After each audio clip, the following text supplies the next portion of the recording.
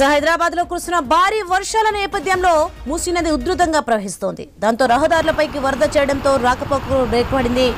యాదాద్రి భువనగిరి జిల్లా వలిగొండ మండలం సంగం భీమాలింగం కత్వా వద్ద రోడ్డు లెవెల్ బ్రిడ్జి పై నుంచి వరద వెళ్తుండటంతో రాకపోకలకు అంతరాయం ఏర్పడింది.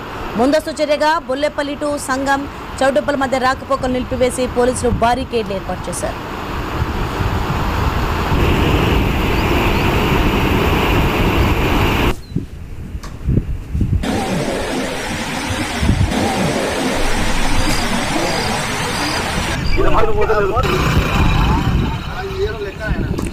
హైదరాబాద్ లో కురుస్తున్న భారీ వర్షాల నేపథ్యంలో మూసీ నది ఉధృతంగా ప్రవహిస్తోంది. దాంతో రహదారులపైకి వరద చేరడంతో రాకపోకలకు బ్రేక్ పడింది. ఇక యాదాద్రి భువనగిరి జిల్లా వలిగొండ మండలం సంగం భీమాలింగం కత్వా వద్ద రోడ్డు లెవెల్ బ్రిడ్జి పై నుంచి వరద వెళ్తుండటంతో రాకపోకలకు అంతరాయం ఏర్పడింది. ముందస్తు చర్యగా బొల్లపల్లి టు సంగం చౌటుప్పల్ మధ్య రాకపోకలు నిలిపివేసి పోలీసులు బారికేడ్లు ఏర్పాటు చేశారు. రైట్, ఇదే అంశానికి సంబంధించి మరింత సమాచారం మా ప్రతినిధి నల్గొండ నుంచి కిరణ్ ఫోన్లలో అందిస్తారు. ఎస్ కిరణ్.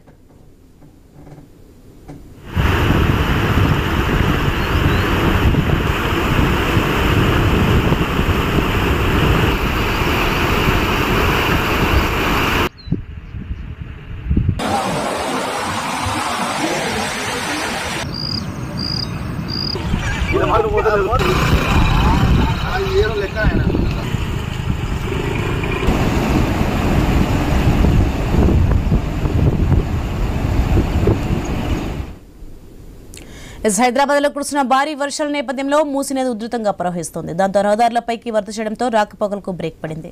రైట్, ఇదే అంశానికి సంబంధించి మరింత సమాచారం మా ప్రతినిధి నల్గొండ నుంచి కిరణ్ ఫోన్ లైన్ లో అందిస్తారు. ఎస్ కిరణ్.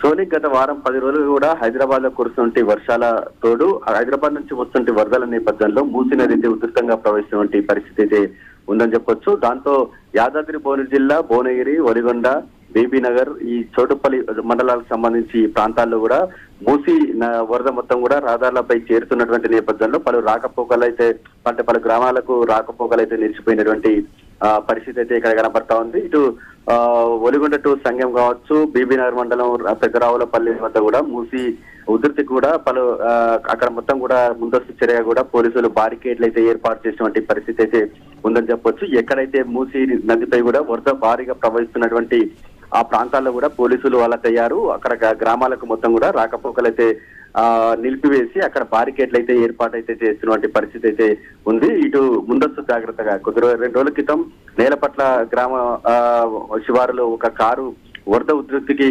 కొట్టుకుపోయినటువంటి పరిస్థితి అయితే ఉంది. అందులో ప్రయాణికులు సేఫ్ అయినప్పటికీ కూడా అక్కడ కార్ అయితే కొంత ఆస్తి నష్టం అయితే జరిగిన నేపథ్యంలో అలాంటి ప్రమాదాలు జరగకుండా కూడా ఇటు అధికారులు అయితే అలర్ట్ అవుతున్నటువంటి పరిస్థితి కనబడతా ఉంది. Soni. Right, thanks for information Kiran.